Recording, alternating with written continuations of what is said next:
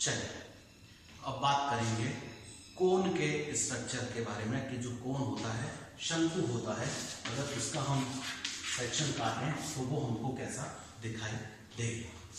LS काटते हैं, generally longitudinal section काटते हैं, लंबवत काटते हैं ताकि जो उसका स्ट्रक्चर होता है वो हमको कंप्लीट दिखाई दे सके। मैंने आपको बताया था कि जब भी हम सेक्शन काटते हैं तो हमको सबसे पहले तो क्या एक सेंट्रल एक्सेस दिखाई देता है जो कोन एक्सेस कहलाता है, स्ट्रोगलस एक्सेस हम इसको कहते हैं। और इस एक्सेस के दोनों तरफ हम जानते थे स्पोरोफिल्स लगते थी और इन स्पोरोफिल्स के एक्सिल में वहां जाके बीजाणुधानियों का निर्माण होता था। यहाँ पे थोड़ा सा वैसा का वैसा ही है, बस फर्क ये है कि स्पोरोफिल की जगह अब यहाँ पर क्या होंगे, स्पोरेंजियोफोर होंगे जिनके ऊपर इनका निर्माण होगा। तो आप देखेंगे इसका स्ट्रक्चर होगा कुछ ऐसा दिखाई देगा। और यहाँ पर इस जगह पे अब हमको क्या दिखाई देंगे, इन कैविटीज के अंदर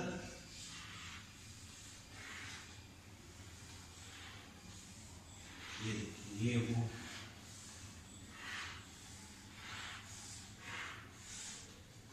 स्पोरेंजियोफोर हैं जिनके ऊपर स्पोरेंजियम का बीजाणुधानियों का फॉर्मेशन हो रहा है। ऑल्टरनेट लगी हुई हैं दोनों तरफ एक दूसरे के सामने, तो ऐसे एक एक स्ट्रक्चर ये होगा। जैसे कोन एक्सेस हो गई, इसके दोनों तरफ क्या लगे हुए हैं, यहाँ पर ऑल्टरनेट स्पोरेंजियोफोर, ये है एक्चुअली स्पोरेंजियोफोर। और इन स्पोरेंजियोफोर के ऊपर आप देखेंगे, ऊपर ले जाकर अभी इसका स्ट्रक्चर देखेंगे कहाँ पर, वहाँ पर बीजाणुधानियों का निर्माण होगा। ये जो स्पोरेंजियोफोर है, ये स्पोरेंजियोफोर है, इसका अगर आप स्ट्रक्चर देखें तो वो कैसा है, वो बिल्कुल जैसे एक अम्ब्रेला शेप होता है, छतरी जैसा स्ट्रक्चर होता है।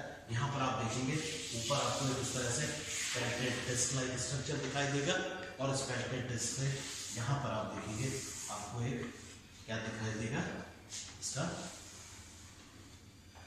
तो पैलेटेड डिस्क लाइक स्ट्रक्चर है।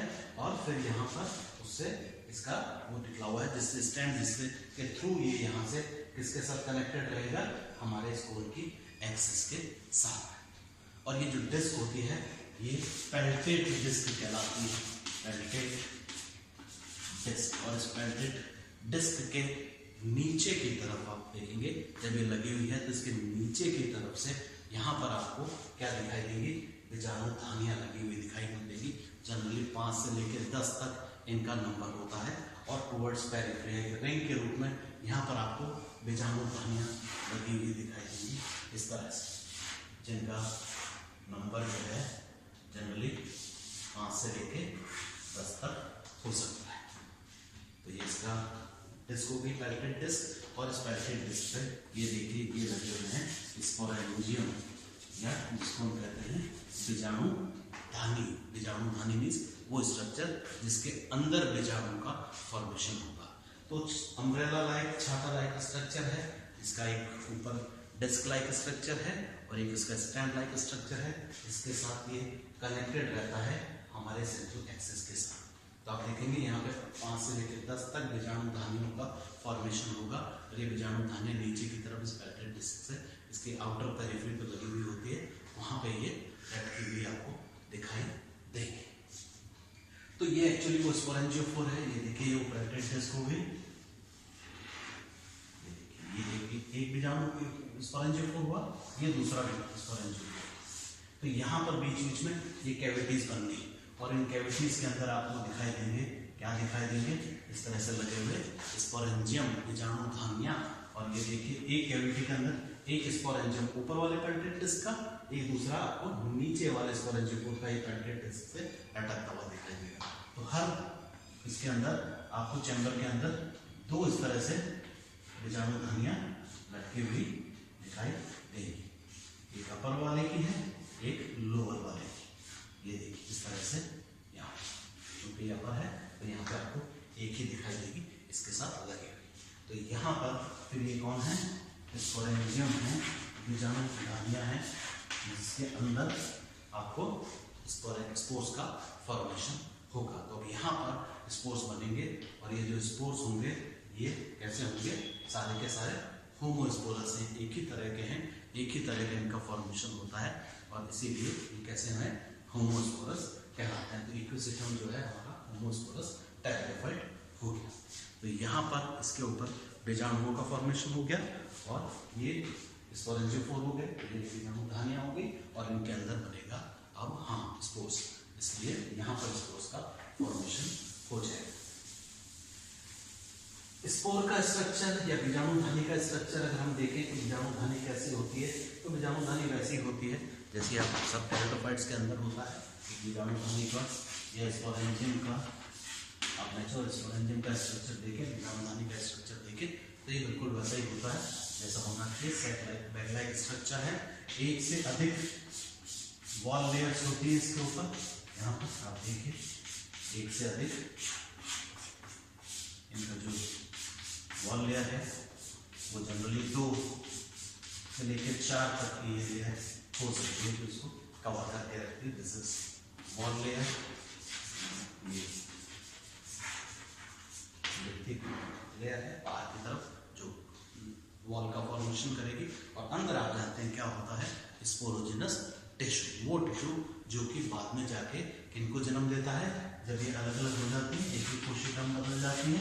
इन कोशिकाओं को क्या कहते हैं, मैंने आपको बताया था कि जो स्पोरोफिटिक जनरेशन है उसकी जो लास्ट सेल होगी वो क्या होगी, स्पोर मदर सेल, बीजाणु मात्र कोशिका, वो कोशिका जिससे बीजाणु का निर्माण होता है। बीजाणु जब बनता है तो बीजाणु के निर्माण के साथ ही गैमेटोफिटिक फेज लाइफ में आ जाता है। तो उससे जस्ट पहले वाली ये क्या है हमारी स्पोर मदर सेल, स्पोर मात्र कोशिका, बीजाणु मात्र कोशिका। और अब इन बीजाणु मात्र कोशिकाओं में होगा मेटामॉर्फोसिस, और मेटामॉर्फोसिस होके ये इसमें कन्वर्ट हो जाएगी आपके मियोसिस होगा, और मियोसिस होके अब ये मियोसिस होके किस में कन्वर्ट हो जाएगी, हैप्लॉइड स्ट्रक्चर में। और एक कोशिका में क्या होगा, इस तरह से 4 बीजाणु का निर्माण होगा। स्पोर टेट्राड का फॉर्मेशन हो जाएगा, ये स्पोर टेट्राड कहलाते हैं। तो स्पोर मदर सेल्स में आप जानते हैं क्या होता है, मियोसिस, और इस मियोसिस के फॉर्मेशन होने से क्या बन जाते हैं स्पोर्स, और स्पोर्स होके मियोसिस का रिजल्ट है ये कैसे होंगे हैप्लॉइड। हमारी स्पोर मदर सेल होती है वो डिप्लॉइड होती है, वुमेन होती है, और जब इसमें मियोसिस होगा तो आप जानते हैं 1 से 4 पुत्री कोशिकाओं का निर्माण होगा, और इन पुत्री कोशिकाओं में जो क्रोमोसोम्स की संख्या होती है वो मदर सेल से आधी रह जाती है। तो ये यहाँ पर हैप्लॉइड स्ट्रक्चर हो जाएगा। एन इसका हम उसको एन से डिनोट करेंगे, means single set of chromosomes. और ये जो स्पोर है अब ये जाके आगे जाके गेमेटोफिटिक फेज का निर्माण करेगा, जिसके ऊपर फिर सेक्स ऑर्गन्स का फॉर्मेशन होगा और सेक्सुअल रिप्रोडक्शन का प्रोसेस हमारा कंप्लीट होगा। तो यहाँ पर इन स्पोर्स का फॉर्मेशन हो जाएगा। और ये स्पोर्स कहाँ बन रहे हैं, इस बीजाणुधानी में। और बीजाणुधानी किस पे लगी हुई है, स्पोरेंजियोफोर के ऊपर। हमने देखा था कि एक विशेष संरचना बनी थी बीजाणुधानी पर, और उस बीजाणुधानी धर के ऊपर इन बीजाणुधानियों का निर्माण हुआ था, और उसके अंदर इन स्पोर्स का फॉर्मेशन हो गया। सारे एक से हैं, स्पोर्स बन रहे हैं, they are of same time homosporous condition है। बीजाणुधानी का जो डेवलपमेंट है वो कैसा है, मैंने बताया था टेट्राफाइट्स के अंदर 2 तरह का होता है, एक यूस्पोरेंजिएट होता है, एक लेप्टोस्पोरेंजिएट होता है। यहाँ पर जो स्पोरेंजियम का डेवलपमेंट है वो किस तरह का है, यूस्पोरेंजिएट टाइप का है। यूस्पोरेंजिएट टाइप का मतलब होता है वो डेवलपमेंट स्पोरेंजियम का, बीजाणुधानी का, जिसमें ग्रुप ऑफ मदर सेल्स मिलके बीजाणुधानी का निर्माण है। स्पोरेंजियम या बीजाणुधानी का जब निर्माण ग्रुप ऑफ मदर सेल्स, ये ग्रुप है देखिए, ग्रुप ऑफ मदर सेल्स, मात्र कोशिकाओं का समूह मिलके तो कहलाता है यूस्पोरेंजियम। का लोअर टेरिडोफाइट्स का कैरेक्टर है, शुरू के टेरिडोफाइट्स का कैरेक्टर है। इसी का एडवांस फॉर्म है लेप्टोस्पोरेंजिएट कंडीशन है, जिसमें सिंगल मदर सेल जो है वो पूरे बीजाणुधानी का निर्माण करते हैं। स्पोर लेयर, स्पोरोजिनस टिश्यू सब कुछ जो होगा वो एक ही मात्र कोशिका से बनेगा, लेकिन यहाँ नहीं है, तो मिलके आउटर वाली जो है वो वॉल लेयर्स बनाती हैं, बाकी का स्पोरोजिनस टिश्यू का फॉर्मेशन करती है। तो यूस्पोरेंजिएट टाइप का ये डेवलपमेंट है। तो एग्जाम में कई बार पूछा जाता है, अक्सर पूछा जाता है राधा कि जो डेवलपमेंट ऑफ स्पोरेंजियम है इक्विसिस्टम के अंदर वो कैसा है, तो वो कैसा है यूस्पोरेंजिएट टाइप का स्पोरेंजियम बन गया, बीजाणुधानी बन गई, इस बीजाणुधानी के अंदर स्पोर्स बन गए। कैसे हैं स्पोर को थोड़ा सा देख लें एक बार, बस इसके बारे में भी बात कर लें। जो स्पोर होगा वो कैसा होगा। स्पोर मैंने आपको बताया था यूनिन्यूक्लिएट बाइलेयर्ड स्ट्रक्चर होता है। ज्यादातर टेरेडोफाइट्स के अंदर 2 लेयर्स होती हैं, एक अंदर वाली होती है जिसे हम इंटाइन कहते हैं, और एक इसके ऊपर दूसरी लेयर होती है जो कहलाती है एक्साइन। यहां पर एक और चेंज है इक्विसिस्टम के अंदर कि इक्विसिस्टम के स्पोर के अंदर एक्चुअली 2 नहीं 4 लेयर, जिसके ऊपर एक मिडल लेयर होगी और उसके ऊपर एक और लेयर होगी। 4 लेयर्ड स्ट्रक्चर है। आप देखेंगे ये जो आउटरमोस्ट लेयर है ये पेरिस्पोर कहलाती है या एपिस्पोर भी कहते हैं इसको, उसको नोन एज एपिस्पोर। तो पेरिस्पोर यहाँ पर होगा और उसके बाद यहाँ पर होगी मिडल लेयर और फिर नीचे होगी कौन सी आपकी एक्साइन और इंटाइन, फिर एक्साइन है फिर इंटाइन। एक्चुअली क्या होता है, ये जो बाहर की जो पेरिस्पोर है जिसको मैंने कहा आउटरमोस्ट लेयर है मिडल लेयर है, ये पेरिस्पोर्स क्या करती हैं थोड़े समय बाद ब्रेक हो जाती है, बड़े बड़े थ्रेड लाइक स्ट्रक्चर्स में ये ब्रेक हो जाएगी और एक पर्टिकुलर पॉइंट से ये जुड़ी हुई रहेंगी। और इनके बनने से, इनके फॉर्मेशन से आप क्या देखेंगे कि यहाँ पर जैसे स्पोर के बाहर इस जगह पे कुछ इस तरह के स्पून शेप्ड स्ट्रक्चर्स का फॉर्मेशन होगा।